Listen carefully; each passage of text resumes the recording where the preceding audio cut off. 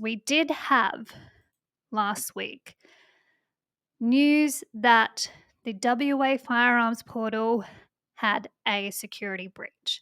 So, as part of the new laws, the WA state government is moving the firearms registry data across into a fully electronic database. It has new things that we need to upload and contain in this registry, including the number of firearms we have, the GPS locations of where our safes are and our guns are, all the firearm types we own, as I said. So the firearm registries are mandatory for every state and territory government in Australia. They brought this in after 1996.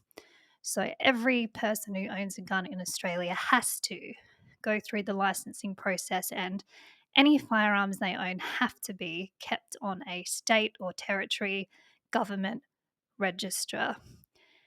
That's how they doxed us back in March 2022. But I won't talk about that today. I've spoken about it more than enough. So it did actually make the news over here in America. So NRA, Institute of Legislative Action. I actually work for the SSAA, legislative action. That was something I started back up again when I was working for them back in 2013, 14, quite some time ago. So the NRA ILA's division did put out a story here saying that the Western Australian Firearms Portal has been paused after a security breach, which exposed gun safe locations in WA. Now, Dr. Brian Walker, MLC, he is the parliamentarian who went to the media with this story. I have heard from my sources that people did know about this a lot sooner than it was broken in the news, but again, that's another story for another day. So the NRA have put out this story saying this is what's happening now. Interestingly, they talk about a few other issues with New Zealand's registry, also California. I remember the doxing incident there. At the bottom, they've said this ever increasing list of sensitive firearms information data breaches shows the only sure way to safeguard gun owner data is to not collect it at all. Amen. This is something that I said when it was first discussed in 2023. The whole new firearms registry was discussed, especially the digital ID requirements, which I will talk about in a minute. But I have always said, if the government or the authorities or WAPOL, Western Australian Police Force, or any police force, deserve to know any information about firearms that we, the people, own, the only thing, if at all, should be whether we are a licensed firearm owner or not. It does not matter if we have 5 guns, 20 guns, 3 guns, where we store them, how we store them, the calibers of the firearms, all of that data which is contained in the registry. They do not need to know that. If their argument is we need to know if a citizen has a firearm in case we have to attend their property because there's an incident, again, we do not have self-defense and castle doctrines laws.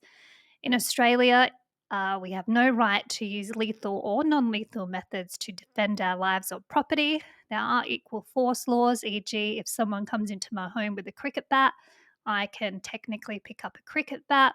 But then, of course, you have to prove all of this to a judge.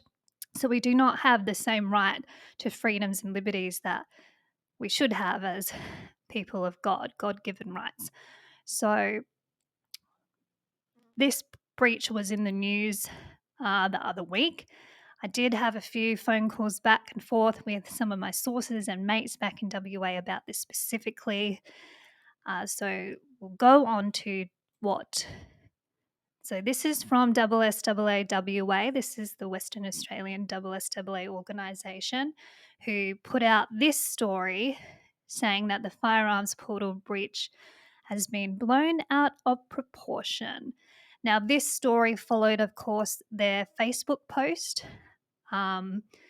shortly after the initial story came out in the West Australian, or Wank Australian as I call it, for obvious reasons. If you have a look at that excuse for a publication, you'll see why. The WSWA did at the time put out a similar statement saying it's been blown out of proportion. Everything's fine. Keep calm and carry on. Don't worry about it. Now, this, of course, and I got quite a few emails from people about this as well. If you are the organization with members who own firearms and are members of your organization purely for that purpose, keeping in mind that a lot of us have to join an organization like this in Australia for the purpose of owning a firearm, club membership. If you are the organization that is meant to be fighting for your members' rights, why would you even give them any kind of free pass? We are talking about the state government who has changed the way in which they gather and store our private and personal information, including the exact locations on a map where we store our firearms, and a politician who has been shown to be on our side this whole time. I know Dr. Brian Walker. I can vouch for him personally, especially when it comes to his principles on this issue. He is a member of the Legalised Cannabis Party back home. We do have a political party called that. And I know, of course, a lot of people would be uncomfortable with the idea that someone who wants to legalize cannabis is also someone who supports firearms freedoms, but that's your personal issue that you have to work through. You have a politician who is going out to the people and saying, there is a problem with the firearms registry, which we all have our own problems with.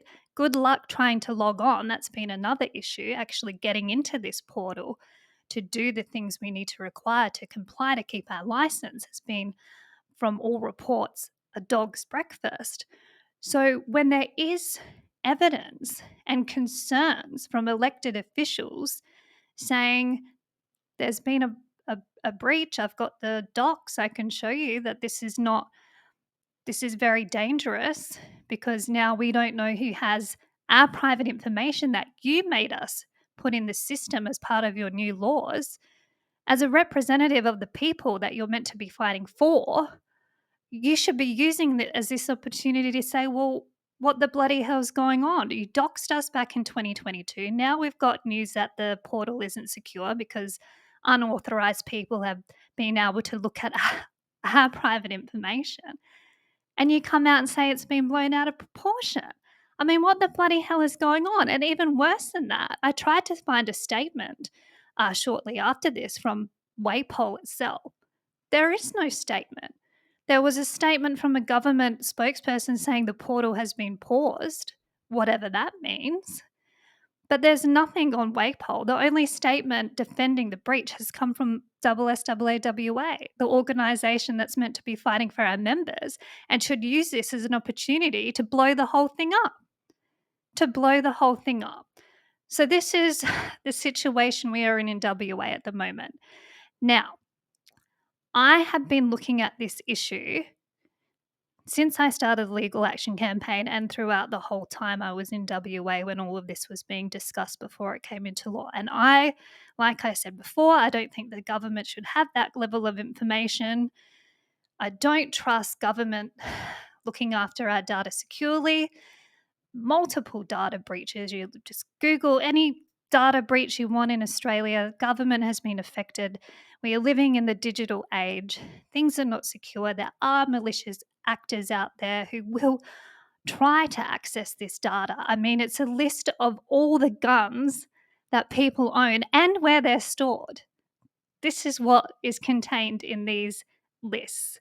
So we have to keep that in mind. And if it's about public safety, which these laws, the gun laws in WA, were written under the guise of making the public safety, by making the public safer. Public safety that was used throughout this whole review and reform period. And then you've put public safety at risk with the doxing incident back in March 2022. And now again, public safety could be at risk because of this breach, and not to mention our safety too. Please, it seems that people forget that we have rights too and we deserve to be treated as such. Just because we're a firearm owner, oh, well, it doesn't matter if it's happened to them. This is the kind of attitude that we see in Australia. It is really quite sad how far Australia has fallen when it comes to being able to talk about firearms freedoms, let alone try and fight for it. But this is the position we're in August 2025. Now we go on to the biggest issue. So that's where we're at with the firearms portal breach. Last I saw, the portal was operational again, but people have already been emailing me saying they can't log in and their license is due to expire. I don't know what I'm going to do. Am I going to be a criminal because I couldn't access their bloody new whiz-bang technology? Other people have contacted me saying, I don't have those technology skills. I know there was a story floating around about a helpful woman who's been assisting people with the portal as a citizen. She doesn't work for WAPOL, nothing like that. She's just used it so much that she can help other people. I mean, this is your bloody system. You've got the shooting organisation covering for your asses, another lady trying to help people use that. And I'm getting bombarded with people saying, we just can't use it. We're worried we're going to lose our license. So, of course, I've been passing all of this information on to the lawyers in WA, and we are onto it. So, the thing that did come up amongst all of this, and I'll talk about what we're doing now as the legal action team now. The big confusing thing was when they first made the portal live, the only way that you could sign up to it was using a digital ID that the federal government has created called MyGov, My ID, it's now called. So this is something that the federal government, as a lot of governments, I know they're looking at bringing in similar things here with digital IDs. The federal government did make it voluntary. There was a lot of pushback from the civil libertarians of the world like me. When I ran for the Senate, for example, I signed up to the party policy of no digital ID and especially no mandatory digital ID. That's what they were discussing. The Labor Party at a federal level was discussing at a point in time, and the Liberal Party have gone along with things regarding the surveillance state too. The two-party system in Australia, they're basically merged into one big duopoly. So there's not really much of a difference between the conservatives and the progressives. Principles seem to be a thing of the past. So back when all of this first went live, the firearms portal, there was an email that was sent to me saying from a person who's been affected by all of this, saying you need a digital ID to log into the portal.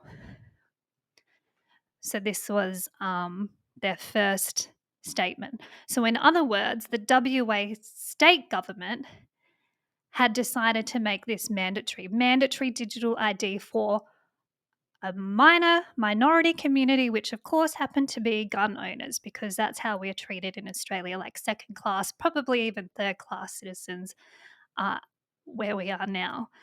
So there was that floating around at the start. Now, because the federal government's laws are that it cannot be mandatory, it has to be voluntary, although of course they put the boot of the state on the neck to force people to sign up to digital ID. They, make it a lot easier if you did. They even tried to sign me up at the bloody post office back when I posted something in Australia before I flew here. So they're pushing it on the people any way they can. The state Labor government, I feel, thought, you beauty, perfect opportunity to make a select group, a class of people mandatory to sign up to this. So, of course, people started pushing back, asking questions, sent stuff on to me, and then lo and behold, WAPOL, they were directed that no, you don't have to have a digital ID. We will validate your identity through a different way, through a manual way. Come into the Cannington police station if you live in the city, which would be quite a drive for some people. I lived in Canning Vale when I first moved to WA in February 2020. So they did give people this option to do it a different way in the end. And now this is why it's getting a bit confusing, because I have got a lot of emails from people saying they thought digital ID was voluntary, and why is it mandatory in this case? And because the government did change that policy to allow people to sign up without a digital ID, they haven't breached from the advice that I have received from our lawyers, because I asked them this question on behalf of the people.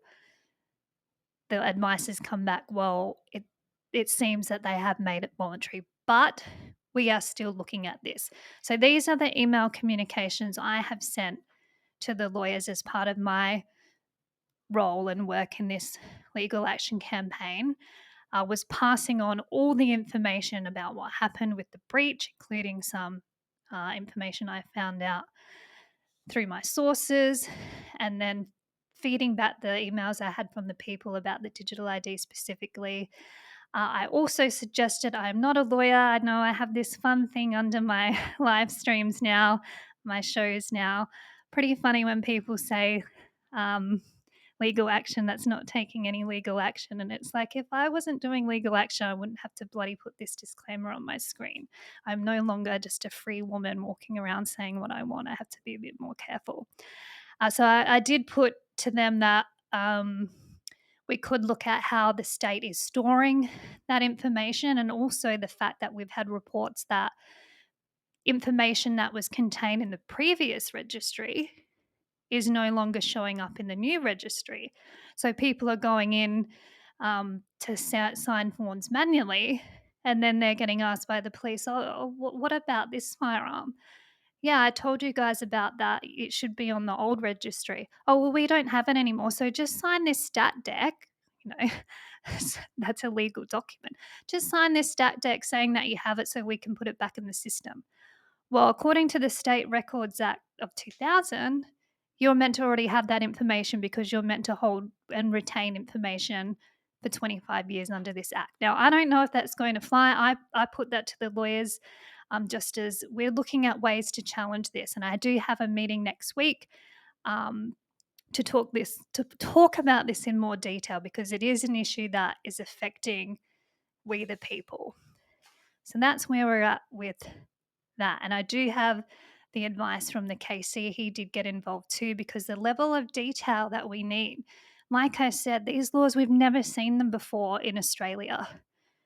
So to have a KC, King's Counsel, on the books as part of this campaign to give us advice if a scandal happens, which, you know, every other week there seems to be some big scandal associated with the new gun laws. We have him ready to go if we need to get that highest level of opinion we can, because it's just been so much. And there's been a lot of more back and forth and memos since I got the gigantic letter of opinion, 90 pages, last month or the month. I'm losing track of time. I can't believe it's August already. So that's where we're at with digital ID and the WA Firearms Portal breach. As I said, I'm having a meeting with the lawyers next week to discuss this in a bit more detail, because I know people are still upset. I know people do not trust the system, nor should we be put in a position where we're all logging on, putting in very, very sensitive information, and we don't know if it's secure. So that's something that I'm working on with the team at the moment. Interestingly, I just had to throw this in here. I was looking for that statement from WAPOL about the firearms breach. I did find they put out a few days before the breach, they put out this thing from the commissioner. It's not just stolen data, it's stealing you. I think that says, my bloody logo's in the way. Scammers love to steal your money, but do you know what they also love to nick? Your identity. And then literally, I think it was 24 hours or 48 hours later, we see news that the WA Firearms Portal has been breached. I mean, you can't make this up, just the comedic timing. Don't pretend you care about our private data when you can't even keep the firearms registries private and safe. That is the times we live in Australia.